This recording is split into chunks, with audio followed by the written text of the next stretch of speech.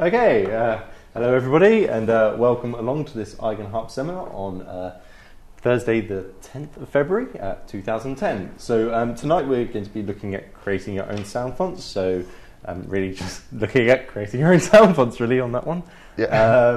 There's no real documentation for tonight either, so I'm just following along. Dave is going to be using some third-party software. Mm-hmm. Is that right? But you'll let everyone know where. Yeah, I've got where web that's addresses from and as we go along.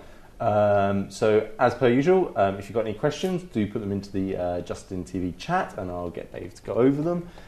But as usual, if it's a bit off topic, try and save them towards the end, just so we can stay on topic as much as possible. And that's about it. Okay, cool. Off we go, Dave. Hiya. Okay, so I'm actually going to do two things today. The first half, I'm going to look at creating our own sound fonts. So sound fonts are the kind of file that the sampler instruments read. So we can create our own sound fonts to load into the 4 sampler instruments. And then the second half, we've had a question about how to connect key groups or like the note information from the Eigenharp to effect audio units rather than triggering actual audio units. There are certain audio unit effects that you can control via notes, as in you can change the effect. So I'm going to show you how to connect that up. So the second half is going to be a little bit more bel canto based and a bit more advanced. The first half I'm just going to look at creating sound fonts. So I'll start that now. So there's a whole load of ways we can do this. We can basically, so I've got a number of bits of software to show you. Or to talk about, and we can basically from most kind of sampler instruments, so EXS24 or Contact or Gigasampler, all these samplers that people use in programs like Logic or Ableton or Cubase, you can actually convert the sampler instruments you already have, or you can use these samplers to create the instruments. Then we can convert them into sound fonts quite easily. So the way I'm going to do it today is start off with Logic's EXS24. And I'm going to use a piece of software called Chicken Systems Translator to convert that into a sound font. So the first step is to open Logic. So I've got Logic here, and I'm going to use the EXS24 sampler. So down here, I'm just going to quickly load EXS24.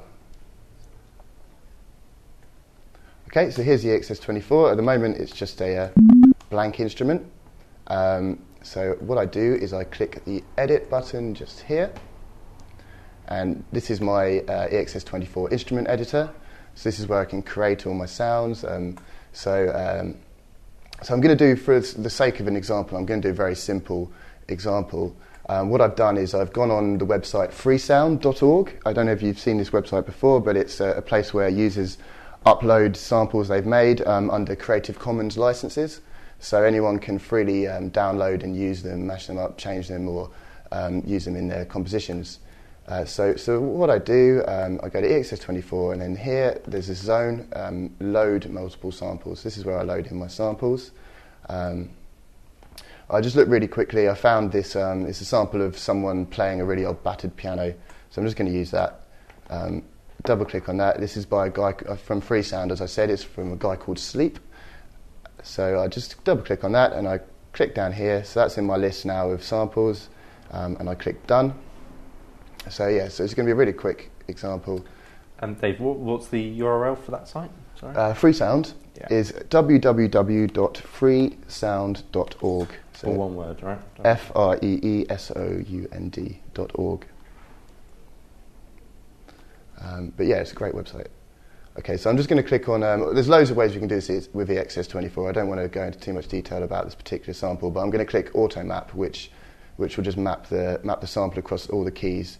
So you can see down here now, this grey bar, well, blue now I've clicked on it, is my sample, and it's spread across all the keys. So if I click these notes, I'll just put my headphones on so I can hear. Ooh, sorry. Right. Make it big. So if I click these notes, you can hear we've got this battered old piano sample. Lovely. Okay. So that's that. That's my EXS24 instrument. All I need to do now is I need to save as. So I've got it saved. I call it old piano. So there's a couple of little things you need to do with EXS24. First of all, is in the actual EXS24 window here. this is where you change the envelope settings for the sound. So there's only a few things that the SoundFont player, the SoundFont format has inside it. One of those things is the volume envelope settings. So we can edit the envelope settings in EXS24. That's not actually it. So it's envelope 2 is the volume. So I'm just going to have, that's actually right for me. So I'm going to have no attack, no decay, full sustain.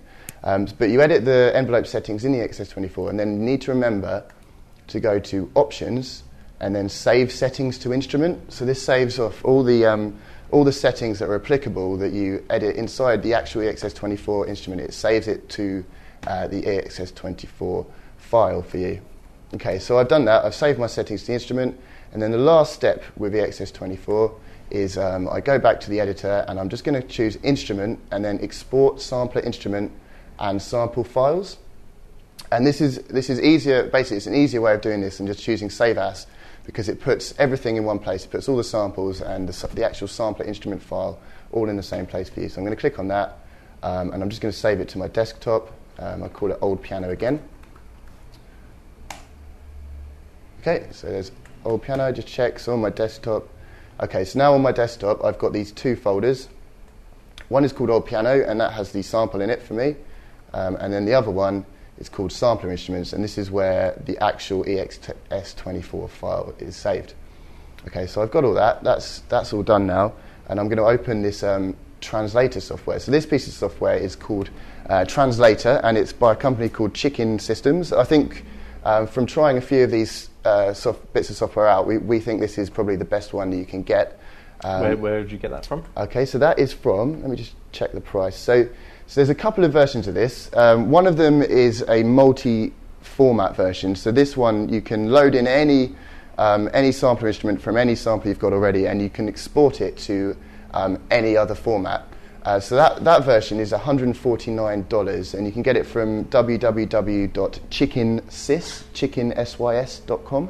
Right. So CHICKENSY. Actually, you can probably see it on my screen. There you go, chickensys.com. And so the full version is $149.95, and that lets you export to any kind of sampler instrument.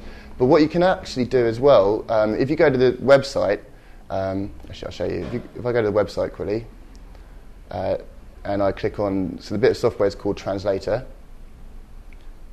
and then we go down, there's these special editions down here, and you click on that, and what you've got is basically they've built a version for single formats. So if you were just wanting to make SoundFonts, you can actually just buy the SoundFont edition, which is $79.95 instead of $149.95. That's dollars. And that will let you, you can import any kind of format sampler instrument, and you can export only to SoundFont. So there's the two options there. So that's www.chickensys.com. There's also another one that we've used, which is called CD Extract, which does the same thing. You can import any format, and you can export pretty much any format. And that's www.cdextract.com, and it's $139. We think the Chicken Systems one, the translator, is a little bit friendlier, basically a little bit easier to use. Okay, so that's that. I'll open the translator, and it looks like this. Let me get a full screen. Cool. So here it is, and again, this is pretty straightforward. So I go to my desktop, which is where I saved my sampler instrument. And you remember there's this folder. The Old Piano's got the actual samples in it, and Sampler Instruments has the cancel. Let me go to that.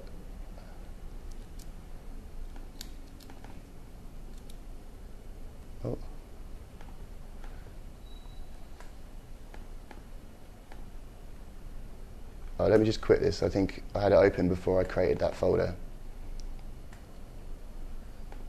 Here we go. Okay, so along the side here. So I navigate to where my sampler instruments is. So that's in this sampler instruments folder. And now you can see over here, file name, I've got this Old Piano EXS24 instrument I created.